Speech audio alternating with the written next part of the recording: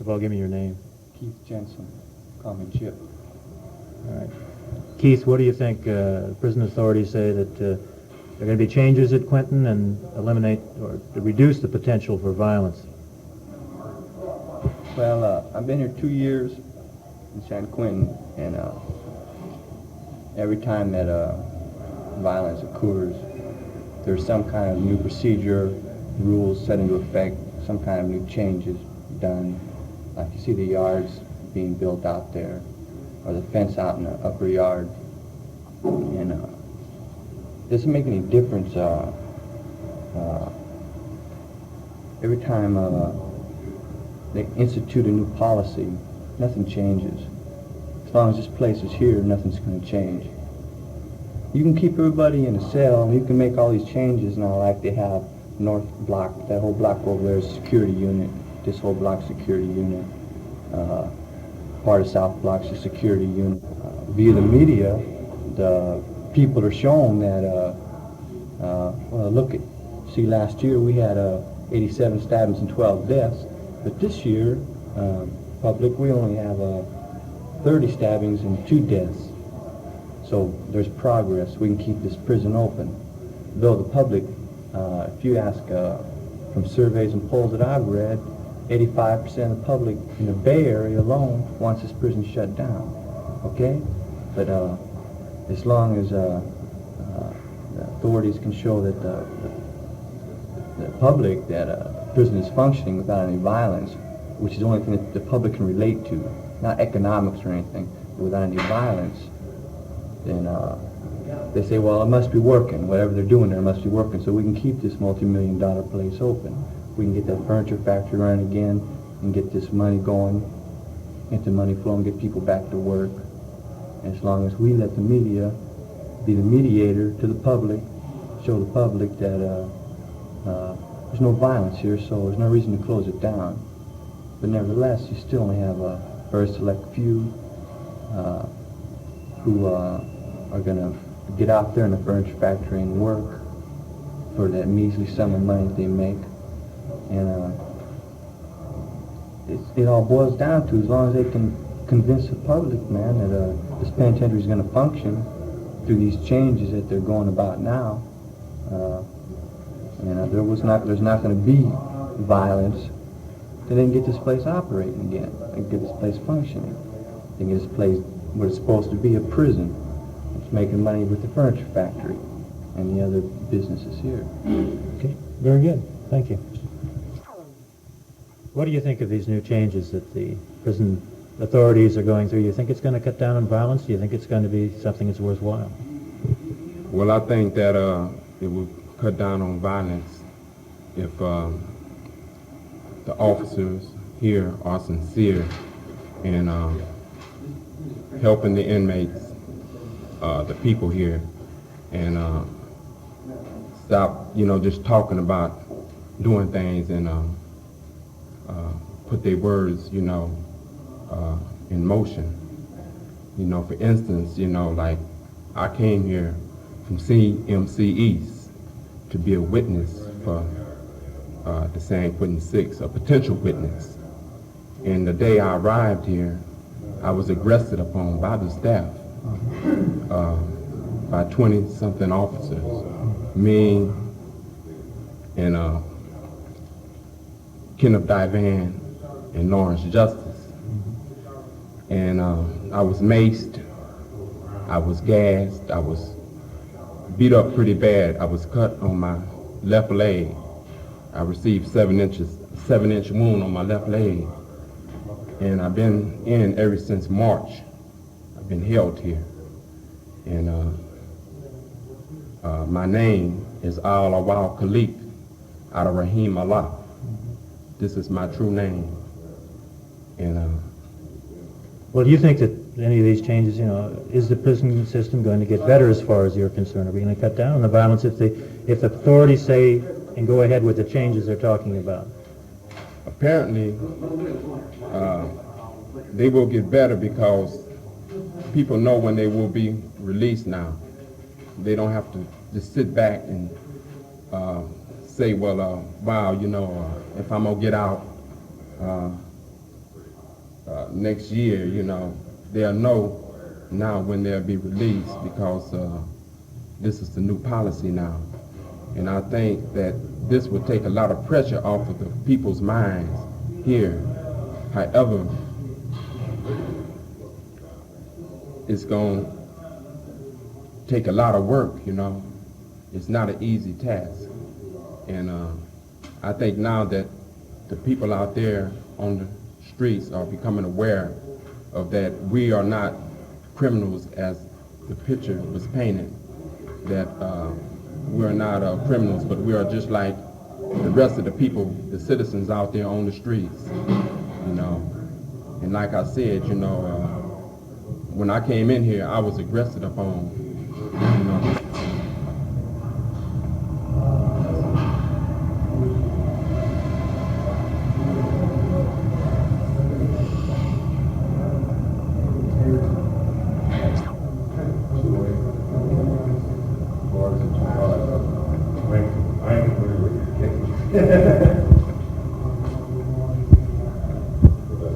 They shoot me, that's pretty Well, like after the meeting, 1-6.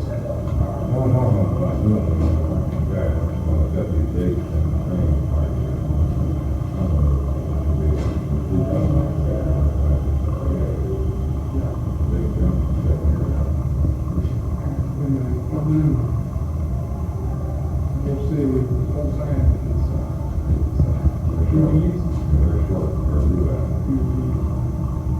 What about using down 6?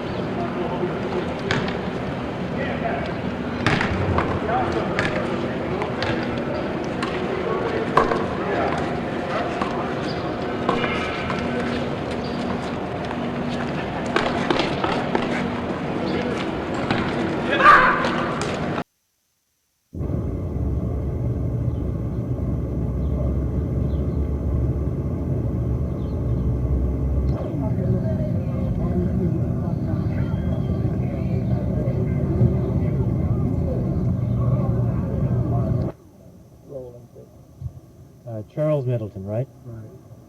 Do you think these changes are going to work in terms of cutting down on the violence? I believe somewhat, but they're always going to have violence. You know, this is San Quentin, and it breeds violence. So it'll cut down on some, just like the metal detectors. It'll cut down on some, and some it won't. Do you think they're moving in the right direction at this point? I believe so. By moving this way, in every place that you would jam people in, you're going to have misunderstanding, you know, so this is going to occur.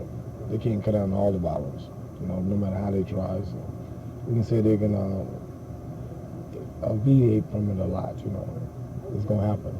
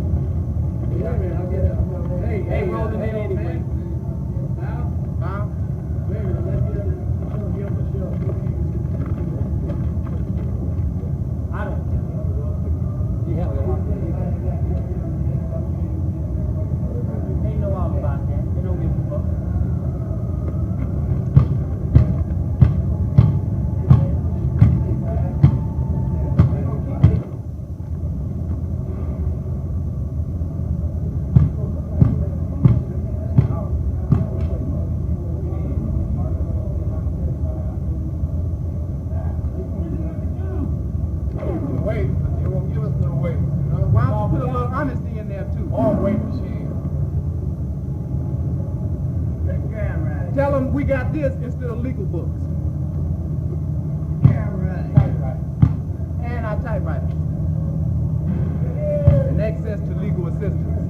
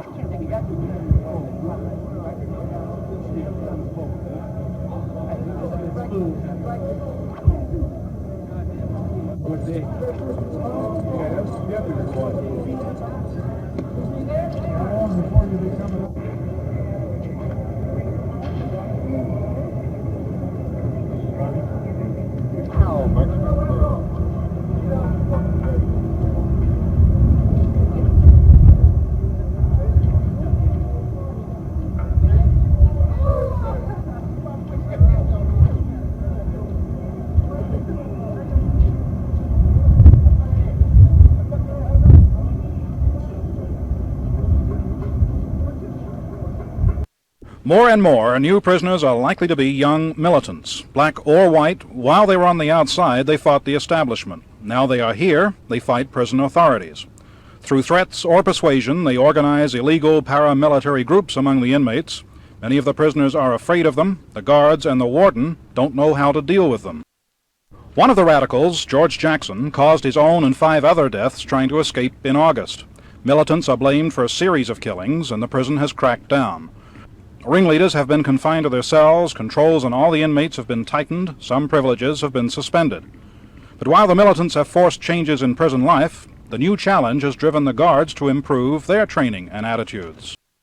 We don't know what the prisoners think about these changes. Newsmen are not allowed with inmates, but it is apparent that many of them want to avoid trouble. If they stay out of trouble, they are permitted to use the prison library, which includes a liberal selection. There are books by James Baldwin. There is even a copy of the autobiography of Malcolm X. Inmates may take a full high school course if they wish, or choose from among 16 vocational training classes to set themselves up for a new life. Although Attica was watched with immense interest here, it did not change San Quentin. They don't believe in hostages here. The officers and the inmates are told that if the warden himself is taken captive, the guards will shoot right through him if necessary, to prevent even one man from escaping. Bill Warden, ABC News, San Quentin, California. Warden, what kind of evidence do you have here at San Quentin of the polarization among your inmates? Yeah, what kind of indication do you have here of a polarization among your inmates? A more sophisticated kind of grouping of inmates, for instance, like the Black Panther groups and the Black Muslims and the white supremacists. Can you tell us what you know about what is going on inside here in that regard? Well, we have not had any difficulty with the Black Muslims. Since we recognized the Black Muslim religion some 3.5 years ago, they have been worshiping in our chapels in their own services and have created no problems at all for us. On the other hand, the black militants, the revolutionaries, are increasing in number, I think, aided and abetted by the people, the militants from the streets. and the white supremacists, the bike riders, the National Socialist White People's Party are springing up and becoming more and more militant and dedicated to the overthrow of each other and to the system as a whole. Now, is this making control of the prison more difficult for you? Oh, absolutely, because some of these people who are dedicated to these movements will go to the extremes, I think, of even laying down their own lives. I think somewhere in the teaching, they're led to believe that if they become a martyr and die in the cause, they'll go up to the seventh heaven or wherever they go. How free an access do prisoners with these special interests have to outside publications, newspapers, books, inspirational writings, that type of thing? They've had relatively easy access to publications.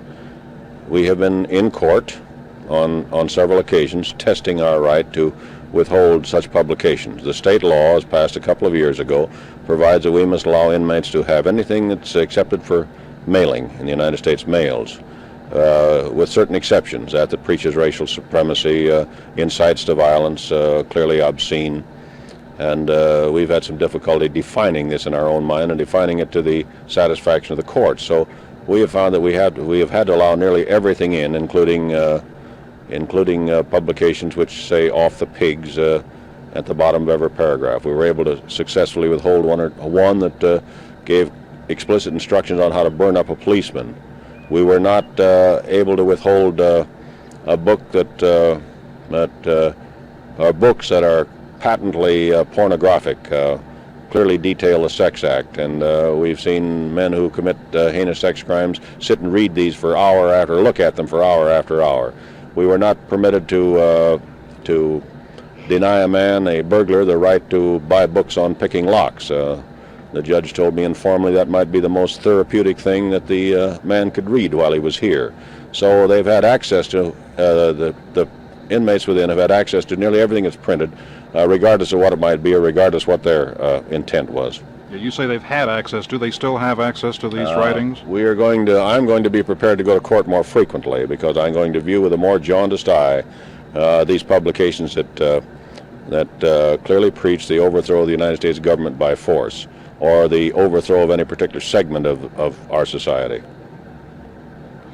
Is there any indication that this kind of leadership within the inmates is causing particular problems for you here as regards to keeping order among the other prisoners? Of course, because there is some feeling generated among the balance of the inmate population who only want to do their time and get out of here, that we're letting these people get away with anything. And they watch the liaison between the people on the outside and these militant groups on the inside, and this caused them some concern. And instead of then continuing to better themselves by participation in positive programs, they have to spend most of their time in being apprehensive about their own welfare, and it rubs their own nerves raw. So they become more edgy, and as a result are more prone to getting involved in some sort of acting out. According to some of the statements from prisoners from Attica, parolees, and those who were actually inside the prison at the time, there was a high degree of fear and intimidation. What are the conditions like here? Well, this is true of any disturbance. It starts by a handful of people who, by the use of either force or fear or threats of force, manage to get a large number of inmates to go along with them. This has been true of every prison disturbance I've ever been in. There was only a few at the center of it, but the threats of driving steel into somebody's back brought a lot of people around the fringe and kept them until such time as we were able to provide them greater safety. Now, I presume, Warden, that there is no foolproof way to avoid prisoners who are determined to make a disturbance and try and break out, no way to avoid those people from taking hostages. What is the policy of the prison here toward hostages? Well, our policy is clearly laid down, and the inmates all know this, that hostages taken for the purpose of effecting an escape, the Hollywood type escape, if you will, where we open the gates, have an automobile running, and stand back and give them so many minutes head start. This is not a negotiable item. We will not discuss this. If that's the purpose of taking hostages, we begin the attack to recover the hostages or to prevent the escape. We do not enter into discussion with inmates while they're holding hostages for this purpose. Even if you yourself, under some circumstance, were taken hostage, what would be the attitude? Especially me, because I'm the most likely hostage to be taken. Especially me. And if I were taken hostage, the second in command would immediately be in charge, and I'd become a non-entity. In other words, you would be expendable for the purpose of securing law and order in the prison? Absolutely. Every member of the staff, headed by me, is expendable in order to prevent an escape. Other than that, we will sit down and discuss. But to prevent an escape, it's our responsibility to lay down our lives if necessary. It's not our purpose here to ask the community to accept the responsibility for dangerous men escaping into their community. Are the inmates aware of this attitude on behalf of the staff here? They are. This is laid down frequently. The inmates are informed of this frequently. It's reiterated to them, and only recently, again, we let the inmates know. They know that because they've taken hostages here in 1962, and we attacked immediately. In the August 21st incident, they warned us that they had hostages, and it was answered by a burst of rifle fire down the corridor to let them know we were coming. And the hostages were released in both cases. We had no injury to hostages in either case. Let me talk a little bit about the staff now, Warden, as we seem to have come around to that point of view. In dealing with a more sophisticated form of prisoner, a politically oriented prisoner, if you will, leadership from aware, intelligent people who are on the inside here, what kind of training, what kind of background do your officers have here to cope with this new and more sophisticated type of prisoner? What kind of screening do you put them through? How do you select your officers, and how do they cope with the new threat from within? Well, strangely enough, most of the people we get in prison work have no experience in prison work. They come from the larger community. And with our officer personnel, we don't have any training, nor do we have any training, really, to cope with this new militant left. Because we're not making much more success with it than the community is on the outside. They have modified a few attitudes with as pertains to the militant left. We're also having this difficulty, and nobody on our staff really is competent at this point to deal with it. Unfortunately, Sociology or psychology in dealing with prisoners of different types? Not generally. Not generally. Our entrance requirements for uniformed personnel do not go beyond a high school education, except in the women's institution, where they're required to have 2 years of college. But in the men's institution, no, and they do not have. But I can say this with some confidence. After a year or so around a prison, a man who doesn't learn to deal with people soon finds himself unsuitable and gets out of this work. Have you dismissed people for this reason? Not necessarily. This isn't necessarily cause for dismissal, but a man who is unable to get along with inmates or to allow inmates to get along with him, and it works both ways, soon finds himself in a position in some assignment where he very rarely comes in contact with inmates. Let me ask you this also, Warden. We wanted to talk to some of the prisoners today, and we understand now that it is not permitted. Would you tell us for the record why you will not permit us to talk to the inmates here? Yeah, for two reasons. First of all, I think that we're not going to allow the press or the news media to make heroes out of some people who are confined in our midst, which they've been prone to do. And secondly, okay, we were talking about your reasons for not permitting the press to talk to the inmates here.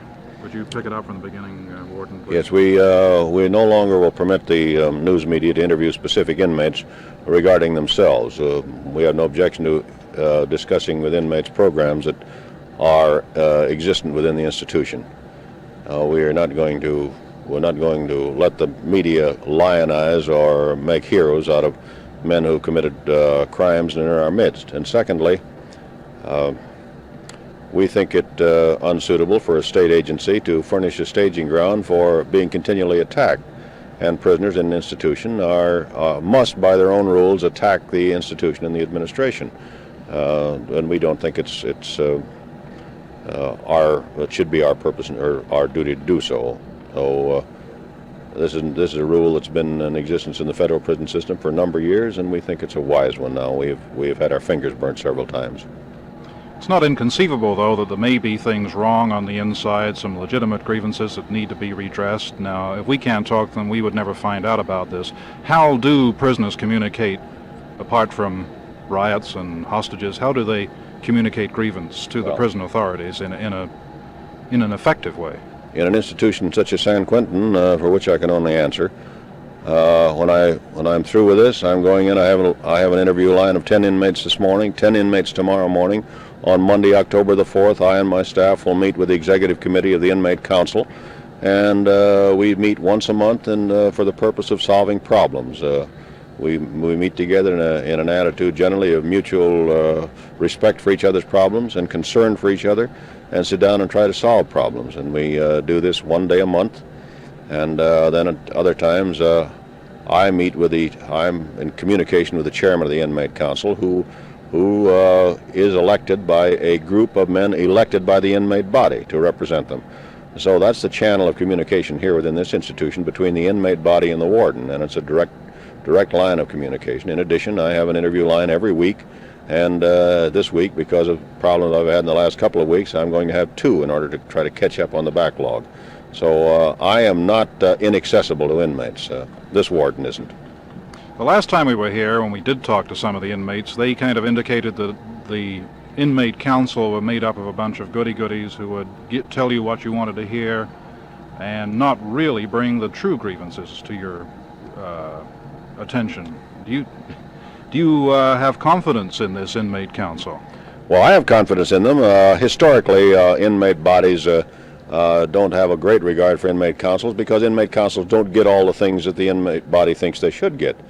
But if any inmate who made that claim had sat in on some of the sessions we've had, which became pretty loud and argumentative, and other times on sound debate, I don't think they'd make that statement. The people that make that statement are unaware of what transpires in a meeting between the inmate council and the warden staff. So you feel it is a genuine exchange of problems and ideas? There's a genuine exchange of problems and ideas.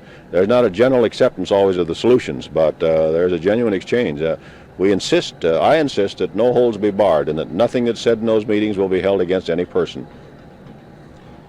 Now, we were talking a few moments ago about the type of prisoner you're getting in here. We're talking about the more sophisticated type of con.